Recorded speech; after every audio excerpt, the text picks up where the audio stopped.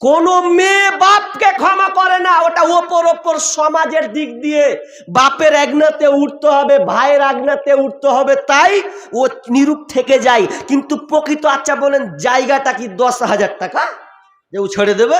1 কাঠা 2 কাঠার দাম কোথাও 4 লাখ 5 লাখ, কোথাও 10 লাখ। কোন মেয়ে ছাড়বে পেলে? আপনার মনে হয় বলছে হাওয়া মাপ বিচারের মধ্যে বার করে ছাড়বে তোমার। আমরা মেয়েদেরকে এইভাবে হত্যা করেছি। তাদের অধিকার তারা যে পাবে, অংশীদার ফরাইজ হিসাবে যেটুকুই পাবে, আমরা ওটাকে কি করেছি? মাহরুম করেছি। 18 বছর বয়সে যদি একটা ছেলের হাত ধরে পালিয়ে যায়, তাহলে আপনার মনটা ভালো করবে না খারাপ করবে? হ্যাঁ, খারাপ করবে অটোমেটিকলি। যার জন্য আমি এত পরিশ্রম করছি, সে আমার মুখে চুলকানি মেখে চলে গেল।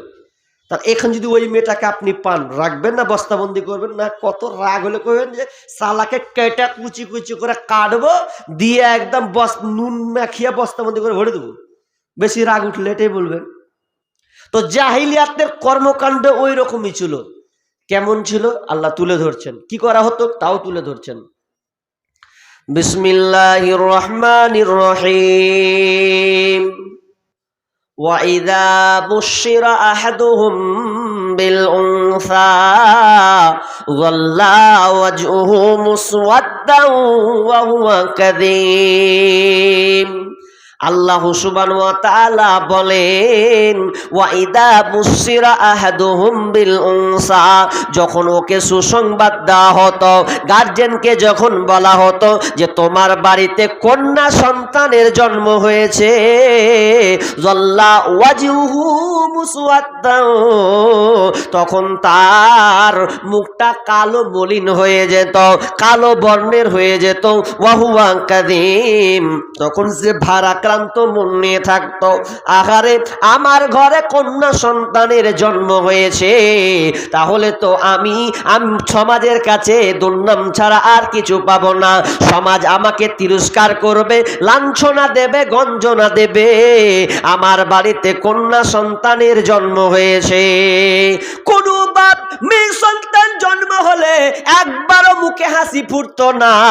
না না না, আমি কি করলাম, আমার মেয়ে হয়েছে, সমাজকে আমি কিভাবে মুখ দেখাবো, আমার প্রতিবেশীর সঙ্গে আমি কেমন করে ব্যবহার করব, কেমন ভাবে কথা বলবো, সবাই তো আমাকে গঞ্জনা দেবে, লাঞ্ছনা দেবে, আমার সঙ্গে আর কি ঠাট্টা মস্করা করবে।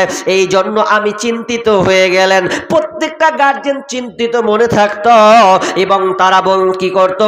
ইয়াতাওয়ারা মিনাল কওমি মিন সুই মা বুসিরা বি, শুধু তাই নয়, যখন তাকে এই সংবাদটা দেওয়া হতো, তখন সে তার লজ্জার কারণে, গ্লানির কারণে তার মুখখানটাকে, তার নিজেকে এড়িয়ে নিত, তার সমাজ থেকে, তার গ্রাম থেকে, তার কম থেকে সে দূরে পালিয়ে বেড়াতো। কেন কেন? আজ তার বাড়িতে কন্যা সন্তানের জন্ম হয়েছে। ইয়াতাওয়ারা মিনাল কওমি মিন সুই মা বুসিরা বি আয়ুমসিকুহু আলা হুনিন আম ইয়াদুসুহু ফিত তুরাব, এবং তারা চিন্তা করত, ওই গার্জেনরা আপনার চিন্তাতে থাকতো যে মেয়েটাকে বাঁচিয়ে রাখবো না মেয়েটাকে গলা টিপে মারবো, না মেয়েটাকে জ্যান্ত পুঁতে মারবো। এই তারা ডিসিশন চিন্তা করত, মেয়েটাকে রাখবে না বাঁচিয়ে রাখবে, সন্তানকে রাখবে না মেরে দেবে। আলা শাআ মা ইয়াহকুমুন, এবং তারা যে সিদ্ধান্তটা নিত, যারা ফাইসালাটা করত, ওরা কতই না জঘন্য ছিল। ফাইসালা দিয়ে থামতে না পেরে মেরে দিলে, দরকার নেই। এখন কথা হচ্ছে, আপনারাও মেয়েদেরকে মারেন, কিভাবে মারেন? রাগ করবেন মিন জায়গায় গেলে? রাগ করিয়েন না, শিক্ষা নেন। অনেক বাপ আছে মেয়েদেরকে মারছে, আর জীবন্ত কবর না দোক তাও মারে। কিভাবে মারে দেখবেন? 4টা বেটা, কান লাগান, 4টা বেটা, 2টা বেটি, 3টা বেটি, 4 বেটাকে বাপ জমি জায়গা লিখে দেয়। কিন্তু বেটিকে মাহরুম করে রেখে দেয়। বেটারাকে 3 কাঠা 4 কাঠা 5 কাঠা 1 বিঘা করে জমি দেয়। আর যদি বেটিকে জমি দেয় তো অনেক বাপ আবার কত বাহাদুরি করে, যেখানে চাষ হয় না, যেখানে কোনো ক্ষতিস নাই, যেখানে কোনো মানুষ দেখবে না, এমন একটা পুকুর ধারে মেয়েদেরকে জমি দেয়। হতভাগা, তুমি জাহিলিয়াতের মতনই করেছো। জাহিলিয়াতে যেমন মেয়েদের সম্মান নেই, সেই রকম আজকের মুসলমান তাদের মেয়েদেরকে জমি জায়গা থেকে মাহরুম করে। এক জায়গাতে আগে মসজিদে থেকেছি 4-5 বছর আগে, এখন ছেড়ে দিয়েছি। তো মসজিদে থাকছি, তো একটা খালা এসে বলছে, বেটা, অল্প বয়স তখন, তো বলছে, বেটা তোরা সপ্তাহ সপ্তাহ খুতবা দিছিস, কি কইছিস? তো একবার এই বিষয়টা দে না। কোন বিষয়? বলছে, হারা যে জমি জায়গা পাই না, হারা জমি জায়গা পাই না, তো একবার বক্তব্য দিতে পারো না? কত কষ্ট করে প্রশ্নটা করছে। তা আমি বললাম, হাগে খালা, এগুলা আলোচনা করি, কিন্তু তোমার ঘরে যে বদ অভ্যাস আছে শুনছি নাকি তোমরা বেলা হাওয়া মাপ দিয়ে দাও। বলছে, কে কইছে হাওয়া মাপ দিয়ে দিব? বাপকে খাপ মতো মামুলি। ওটা লজ্জাতে পড়ে, কিন্তু আসলে কোনো মেয়ে বাপকে ক্ষমা করে না। এটা আপনি চ্যালেঞ্জ করবো আপনাকে।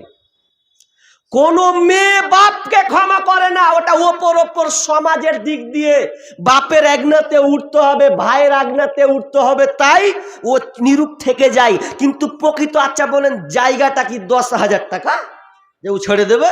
1 কাঠা 2 কাঠার দাম কোথাও 4 লাখ 5 লাখ, কোথাও 10 লাখ। কোনো মেয়ে ছাড়বে পেলে আপনার মনে হয়? বলছে হাওয়া মাপ, হাওয়া মাপ বিচারের মধ্যে বার করে ছাড়বে তোমার। আমরা মেয়েদেরকে এইভাবে হত্যা করেছি। তাদের অধিকার তারা যে পাবে, অংশীদার ফরাইজ হিসাবে যেটুকুই পাবে, আমরা ওটাকে কি করেছি? মাহরুম করেছি। এজন্য একজন বর্তমান রানিং একটা বক্তা আছে, যোগ্যতম শাইখুল হাদিস, তার কথা নকল করছি। তিনি এক বক্তব্যতে বলছেন, 2-4 জায়গায় শুনেছি, বলছে, কেউ যদি জাহান্নামী লোক দেখতে চাও, কেউ যদি জাহান্নামী লোক মানুষ দেখতে চাও, তাহলে তোমাকে কোথাও কলকাতা যাওয়া লাগবে না, বাংলাদেশ যাওয়া লাগবে না। তুমি তোমার গ্রামে দেখতে পাবে কোন লোকটা, যেই লোকটা দেখো রাস্তা দিয়ে হাঁটছে, বাপ বেটাকে জমি লিখে দিয়ে মেয়েদেরকে মাহরুম করে দিয়েছে, মেয়েদেরকে 1 কাঠাও পর্যন্ত দেয় না, তাহলে জেনে নাও ওই লোকটা জাহান্নামী হাঁটছে। আমার কথা হলো, আমি বক্তার কথা একটু নকল করলাম, এবার জায়েজ না জায়েজ বুঝে নেবে। কি বললাম? যে আমরা মেয়েদেরকে পর্যন্ত মাহরুম করে দিয়েছি। আপনার বেটা যদি 2 কাঠা পায়, তো আপনার মেয়ে 1 কাঠা পাবে। এখন বলবেন, মৌলভী সাহেব, বেটিরা যে মালা লিছে, ফোন যে ওই যে জামাই এসে এই লিব সেই লিব, 4 চাক্কা 2 চাক্কা 1.5 ভরি 2 ভরি সোনা লিছে, এ তো লুটে লিছে, তো ওটা শরীয়ত বলেছে কি? ওটা আমি আপনি বানিয়েছি। ইসলাম তো বলেনি যে যৌতুক প্রথা আপনি চালু করবেন, ওকে জামাইকে আপনাকে দিতে হবে। ইসলাম তো এই কথা বলে না। ওটা আপনাকে শেষ করতে হবে। আপনি যেমন শুরু করেছেন, ওটা আপনাকে দিয়ে শেষ করতে হবে। আর এই কোরআন যেটা বলেছে, এটা আপনাকে প্রচার প্রসার করতে হবে, নাহলে আপনার ঠিকানা জাহান্নাম। সেই রকমই জাহিলিয়াতের যুগে মেয়েদেরকেও জায়গা থেকে মাহরুম করা হতো। বাঁচা তো দূরের কথা, তাদেরকে গলা টিপে মেরে দিত। কেমন করে হত্যা করত, কেমন করে মারত, আপনি তাফসিরে কুরতুবিতে চলে যান, ঘটনা লম্বা পাবেন। আরো গ্রন্থ আছে, তাফসির আছে, হাদিস আছে, ওই হাদিসগুলোতে আপনি পাবেন লম্বা লম্বা ঘটনা জাহিলিয়াতের ব্যাপারে মুফাসসিরগণ তুলে ধরেছেন। যেমন একটা আপনাকে বলি, সেটা এই রকমই কিন্তু ঘটনা। মেয়েদেরকে কবর খনন করে জীবন্ত লাশ, জীবন্ত কবর দেওয়া হতো। একদিন একজন সাহাবী বসে আছেন, কান্না করছেন। আল্লাহ রাসূল বলছেন, সাহাবী রে, তুমি কান্না করছো কেন? কি হয়েছে তোমার? আমার? বলছেন ইয়া রাসূলুল্লাহ আমি ইসলাম গ্রহণ করেছি বটে, কিন্তু আমার মন মানে না, মনে হয় আল্লাহ আমাকে ক্ষমা করবে না। আল্লাহ রাসূল বলছেন সাহাবী রে, তুমি এমন কি একটা গুনাহ করেছ যে গুনার কারণে আল্লাহ তোমাকে ক্ষমা করবে না? তুমি তো ইসলাম গ্রহণ করেছ, সব গুনাহ আল্লাহ তোমার মাফ করে দিয়েছে, এরপরেও মন মানে না। সাহাবী বলছেন ইয়া রাসূলুল্লাহ আমার 8টি কন্যা সন্তান আল্লাহ আমাকে দিয়েছিলেন, ওই 8টা কন্যা সন্তানকে আমি টিকিয়ে রাখিনি, নিজের হাতে জীবন্ত খবর দিয়েছে।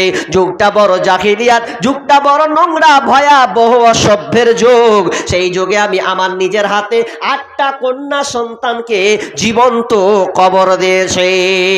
আল্লাহ রাসূল বললেন সাহাবীরে কিভাবে পারলে তোমার 8টা কন্যা সন্তানকে মানে জীবন্ত কবর দিতে? তুমি একটা কোনো মেয়ের ঘটনা বলো। তখন তিনি ওই সাহাবী বলছেন ইয়া রাসূলুল্লাহ আমি আমার একটা মেয়েকে, আমি যটা মেয়েকে দিক না কেন আমার অন্তরে লেগেছে, কিন্তু আমি সমাজের কারণে মেনে নিতে পারিনি। আমি আমার একটা মেয়েকে আমি বলেছিলাম, আমার বিবিকে বলেছিলাম বিবি রে খবরদার মেয়ে কন্যা সন্তান যদি হয় গলা টিপে মেরে দিবি, ছেলে সন্তান হলে ওকে টিকিয়ে রাখবি। আমি বাইরে গেলাম, বাইরে এসে যেন খবরদার মেয়ে মুখ যেন আমাকে দেখতে না হয়।